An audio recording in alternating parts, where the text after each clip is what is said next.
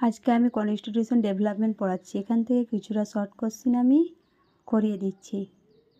30টার মতন short question না 20টার মতন করিয়ে দিচ্ছি আজকে। ফার্স্ট প্রশ্ন, the first international government was announced on হচ্ছে 25 আগস্ট 1946। এখানে 4টা অপশান আছে, তোমরা কমেন্টে সবাই বলো কোনটা অ্যান্সার হবে। বি নম্বর হচ্ছে 24 আগস্ট 1946, সি নম্বর হচ্ছে 23 আগস্ট 1946, ডি নম্বর হচ্ছে 22 আগস্ট 1946। এটা কোন পরীক্ষাতে এসছে? ইউপিপিএসসি প্রিলি পরীক্ষাতে এসছে 2022-এ। আপডেট প্রশ্ন আছে কিন্তু এটা সবাই দেখো তোমরা, এখানে আপডেট প্রশ্ন আছে 2022-এর প্রশ্ন।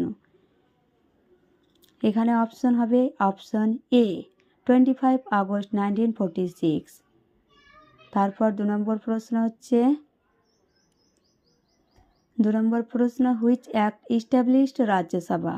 4টা অপশন এখানে দেওয়া আছে, তোমরা সবাই টার্গেট করো কোনটা অ্যান্সার হবে, কোনটা অ্যান্সার হতে পারে। সবাই কমেন্টে বলো। Indian council act 1909, government of India act 1999, C নম্বর হচ্ছে গভর্নমেন্ট অফ ইন্ডিয়া অ্যাক্ট 1935, আর ডি নম্বর হচ্ছে ইন্ডিয়ান ইন্ডিপেন্ডেন্স অ্যাক্ট 1947। কোনটা অ্যান্সার হবে সবাই বলো তো, এখানে কমেন্টে বলো সবাই। Government of India act 1999 answer B নম্বরে অ্যান্সার হচ্ছে। 3 নম্বর হচ্ছে which act during British Indian gave the power to president to issue ordinance হচ্ছে 3 নম্বর প্রশ্নটা। কত সালের প্রশ্ন এটা হচ্ছে 2022-এর প্রিলিতে এসে, ঝাড়খণ্ড পিএসসির প্রিলিতে এসছে, কিন্তু এটা 2022-এ পড়েছে, প্রিলি পরীক্ষাতে পড়েছে। 3 নম্বর প্রশ্নে 4টা অপশান আছে, টার্গেট করো সবাই কমেন্টে বলো।